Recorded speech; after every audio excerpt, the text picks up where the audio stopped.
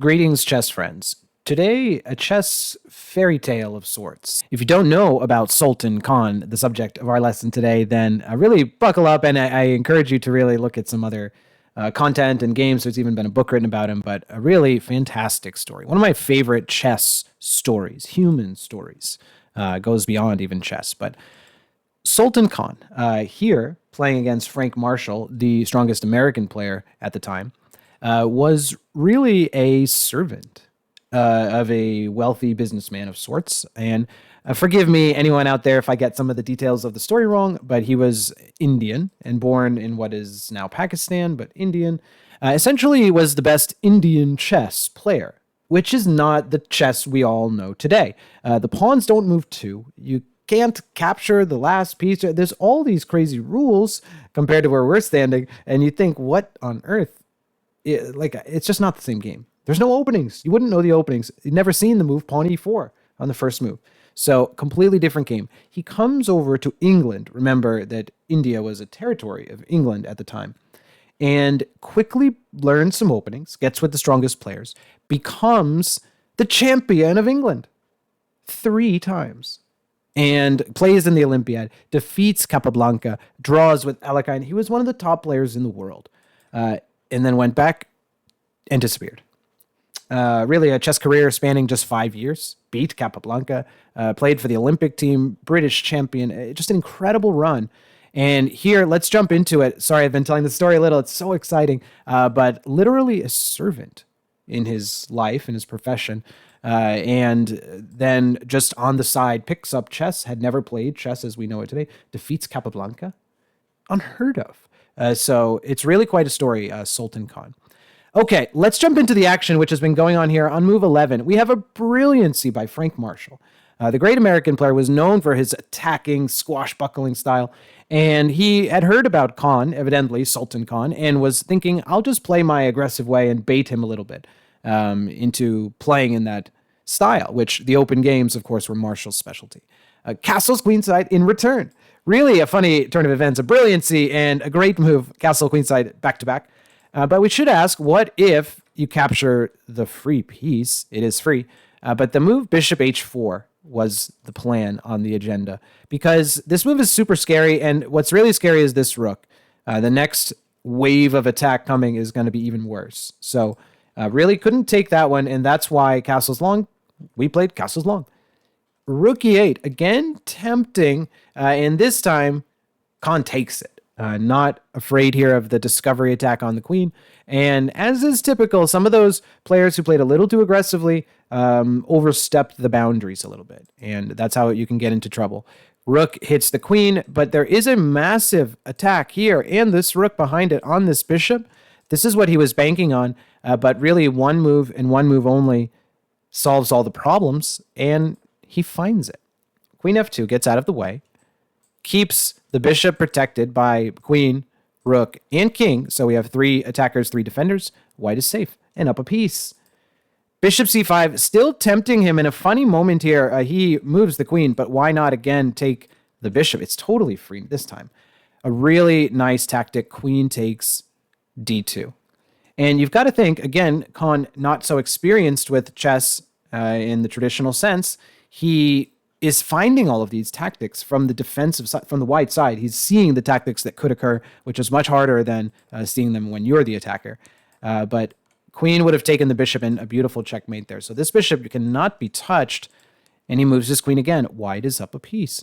Rook threatens. He's throwing the kitchen sink at him, but another brilliant defensive move. Queen d5. Essentially encouraging, almost forcing a trade, which he ignores. But let's see, if you had traded, notice now that this rook is under attack. So, for example, here, you can't take it yet, a big blunder, but bishop c4, and white would win some material back. Let's just show, if you do take this, a horrible mistake, bishop takes rook, and nearly checkmate. If you move your king, rook takes d1 as mate, and otherwise you have to put your rook in the way and just get it captured. Black is winning. So horrible situation there. Could go either way. Just goes to show, even when you're winning, it's such a fine line in chess. Here's the game. Queen d5, queen e7, queen f5. What a number of queen maneuvers we've pulled off here. Our queen, remember, just bouncing around to f2, to f3, to d5, to f5 now, and knight back to d3, plugging this d file, guarded by the bishop. Now the rook really is under attack. White is already up a piece, the bishop also, and really the attack has fizzled here. Rook takes rook is desperate. Knight d4, queen is hanging, and not a greedy move, just getting out of the way, threatening even some checks on the back rank. That would force a queen trade. a6 gives the king a little room to run, Luft, as they say, and another capture. Everything has just gone downhill, and white is completely winning. There's no attack anymore. Our king completely safe.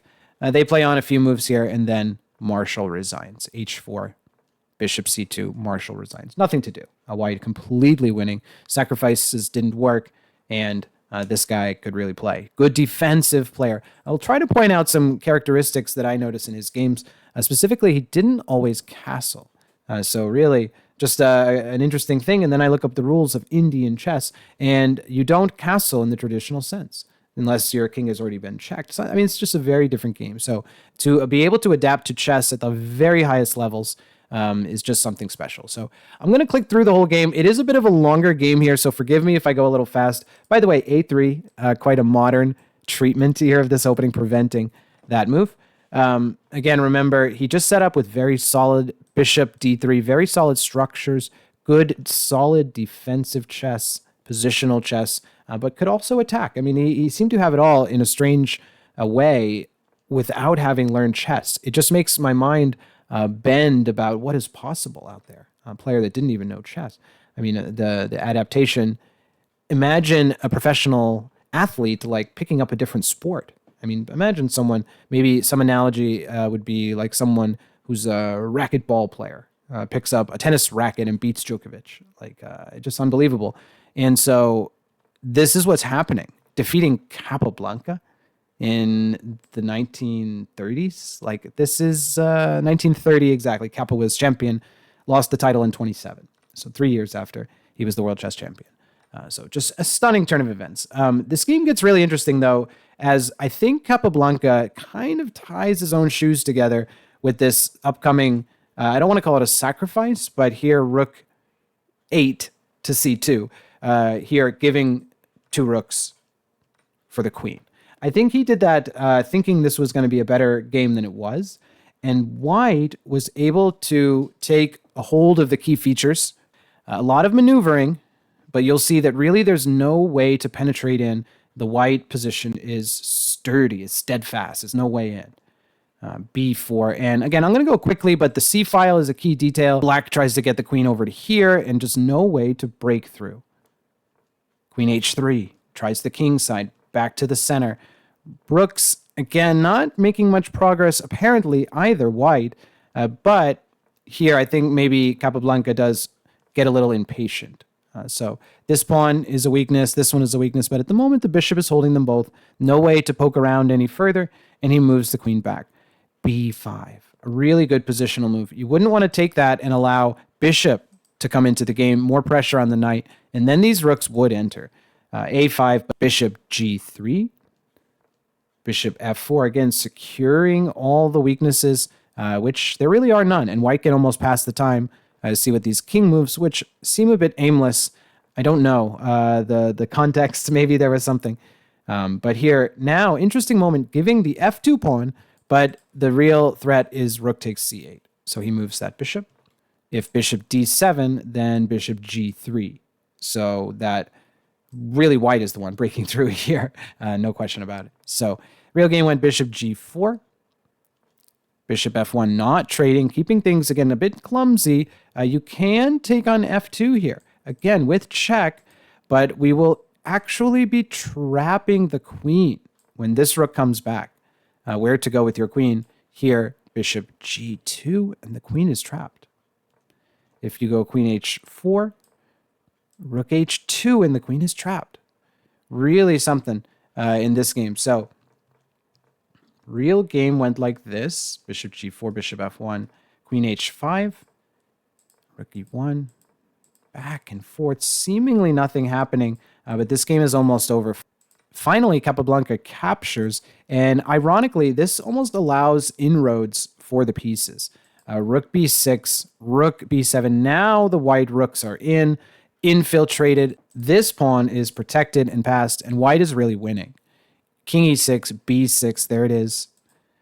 Knight f6, and look at how woefully far away from this pawn all the black pieces are, cluttered up on the king side. Bishop to b5, queen h3, rook b8, and Capablanca, legend, resigns. Once didn't lose a game for 8 years. He loses to Sultan Khan. I forgot to mention at the beginning, just this year, 2024, Sultan Khan was awarded posthumously, after his death, the Grandmaster title. So really a stunning turn of events, nearly 100 years after, maybe 95 years after he showed up on the scene. Let's jump into the middle of this game. Khan playing with the black pieces and unleashes a flurry. Notice the bishop here, sniping across the board, and this rook really coordinates well. The two knights, and great positional understanding here. I like this one. Knight takes f3, a simple trade. Black has no pieces that have crossed the middle of the board, and he starts a nice attack. The game's over in 6 moves. Here, knight d4, good central move. Bishop retreats. This was not only pressuring the bishop, but also threatening this pawn with the knight guarding. Bishop guards that. f5, unleashing the bishop and the rook. You need to be looking for these type of moves. Your bishop, you could say, is a good piece because it's pointing at the pawn, but it would clearly be better if it could see all the way through to the king's castle. This rook, not a good piece at all. And when you play f5, 2 pieces get a big smile on their face. Not only that, but you're opening the center. E takes f5, rook takes f5. Look how much better black's position is. Now this knight, which is the absolute best piece on the board, is dreaming of landing here, connected with the bishop. Now this other rook can join. The whole team just clicks after f5. Rook c3, rook b f8, rook f1, desperation, and a nice move, rook f3. Maybe not the piece you expected to land there, but the point is that if bishop takes, which he did, rook takes, and this is devastating. The threats all over the place of knight e3, or let's just make a move here. If you move your queen, rook takes. Your queen cannot take due to knight e2, check, and the queen. But if knight takes, you have this fork, knight f3, and the queen. We don't have too many options to move our queen. How about we just move back? Rook takes, knight takes, this fork. Everywhere, there is just a major, major tactical problem. The same lands here if your queen is here. So there's no escaping. And here, black wins, white resigns. Next one here, Sultan Khan with white, Vera Minchik with the black pieces. She was the strongest female player in the world. I believe she passed away in the World War II bombings in London and in England, something like this. Kind of a tragic story, but a very strong player. Let's see this game, G4, really kickstarting the attack. And actually, the next 2 games are very similar. That's a sacrifice, and now the bishop and queen have a nice line to the king. Chess is all about open lines. When you have these pawns like this and the queen and rook backing all this up, you just can't break through. But after G4, it's like you're pulling a lever and a door opens up. This bishop doesn't jump here yet, but now you can imagine it landing here. The king has to move, and the knight is just waiting to jump in. Knight takes, pawn takes, which makes the connect 4, beautiful pawn chain, also opens our rook file, and we have a number of well-placed pieces. That's all you can hope for in chess. Bishop g6, kicking that queen even further away. Rook takes, rook f1. Every white piece is very well placed. The threat is check and knight f4, and there's just nothing to do.